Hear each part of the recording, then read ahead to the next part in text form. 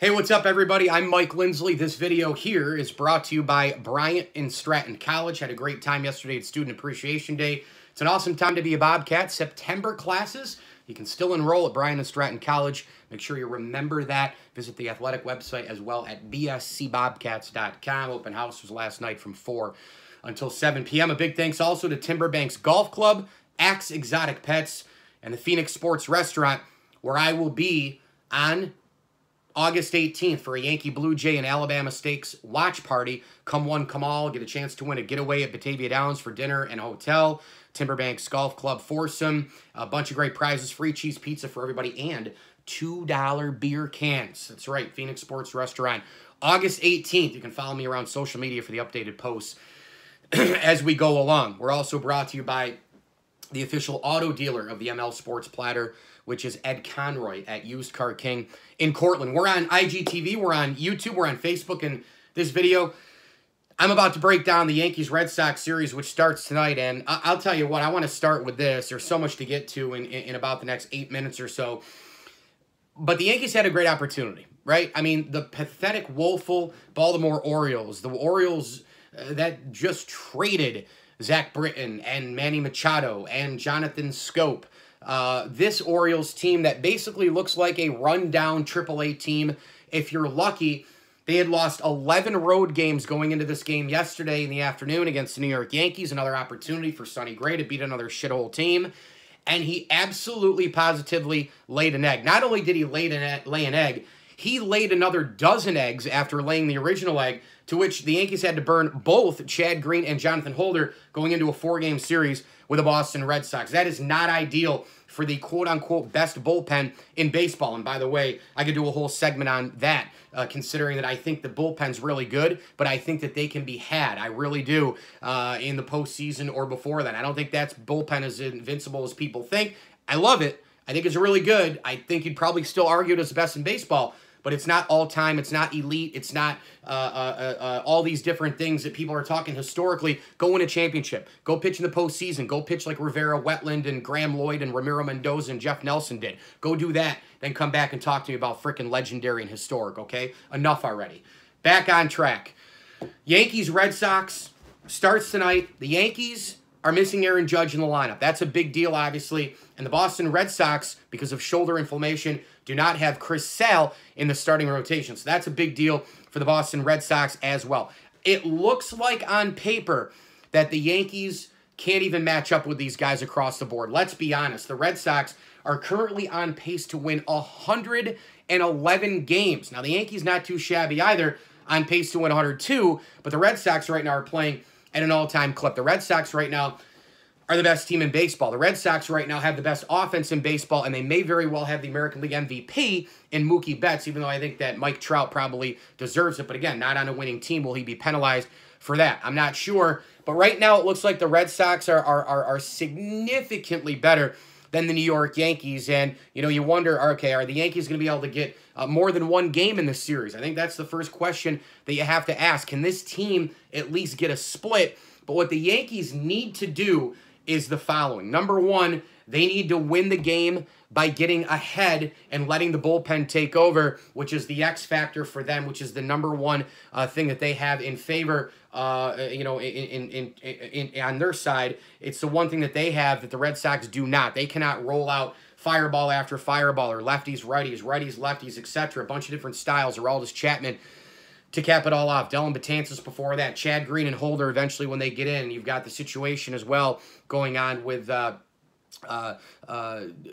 know, the Yankee ability of having Lance Lynn kind of in and out of the rotation here at this point. He already pitched for Sonny Gray yesterday, but you've got a guy who could be a long man there, or he might just take that rotation spot right away from Sonny Gray. The Yankees need to do that. They need to score, have the lead in the 6th. That's the goal. I don't care if it's a one-run lead. I know no lead is safe at Fenway. Joe Torre used to say that. You know, you can be up 15-3 in this park. Doesn't matter until you get the last 3 outs. The Yankees absolutely, positively need to get a lead right around that 6th inning and then rip out all the relievers out of the bullpen. Number two, they also need a dynamic start from one of the starters. I don't know who the heck it's going to be, but they need one that is going to be dominant and going to give you length in order to rest that bullpen. The third thing that the Yankees need to do, this is going to be really difficult, keeping up with that Red Sox offense. Now, look, a lot of that has to do with the pitching on both sides. There's somebody else on the other side always. There's a chess match, etc. I'm here to tell you that Red Sox offense is awfully tough to keep down at Fenway Park. It seems like there are no easy outs. You've got the trifecta of Mookie Betts, J.D. Martinez, and obviously, when you take a look at what this team has been able to do, it could be any number of guys in there at the third spot. Maybe it's Benintendi one night. Maybe it's another guy another night. Again, Xander Bogaerts has the injury issue. We'll have to keep an eye on that. Seems like there's always a different guy filling in that third role for the Boston Red Sox. And one of the things that the Yankees have not done, that Boston has done pretty much since the beginning of the year, is they've had the entire lineup not hit together.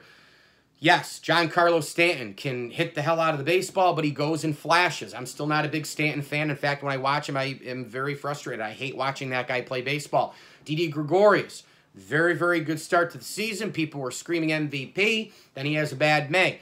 Aaron Judge coming and going. Gary Sanchez, atrocious.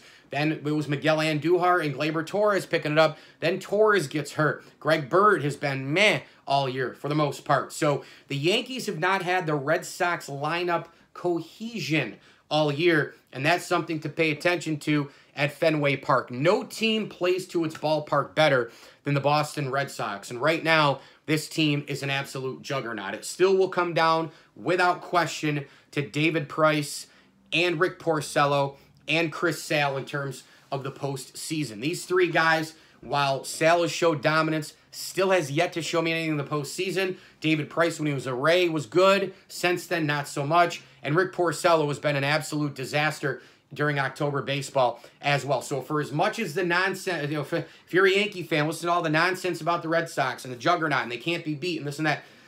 Listen, I know what you're thinking. They probably can be beat. We still have a lot of baseball to go. Did they peak too high? We have about 50-plus games to go and all the postseason. And Sale and Porcello and Price still have yet to prove themselves as a trifecta in the Red Sox rotation. I will say that this series is a split. I think the Yankees somehow figure out a way to get 2 games out of the 4. On paper, it looks like Boston should win 3 out of 4.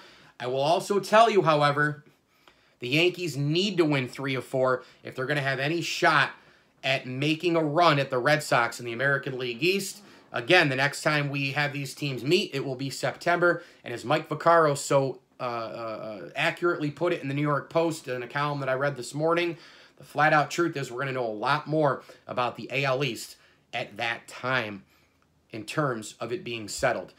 Thanks for watching 9 Minutes with Mike Lindsley on YouTube, Facebook, and IGTV, part of Instagram, and all that is a part of the ML Sports Platter. Please share the video, comment, and debate. Yankee, Red Sox, and baseball fans alike. You can find me on Twitter at Mike L Sports. Visit pinstripepassion.com for more of my Yankees and baseball commentary. I'll get all my Hall of Fame interviews up on that website as well. You can get the interviews. You can get all my stuff, though, in terms of the interviews, in terms of just monologues and other things, on the ML Sports Platter on iTunes, Google Play Music, and Spotify. Recently had Bill's voice, John Murphy, on. Recently had Jay Billis on, ESPN College Hoops Insider. You'll have to go there and listen to the great stuff from those 2 great guests and many, many others. We're brought to you by the Phoenix Sports Restaurant, Axe Exotic Pets, and your State Farm agent, Matt Graham. Mike Lindsley one more time saying thank you for watching 9 Minutes with me on IGTV, YouTube, and Facebook. And as I always tell you,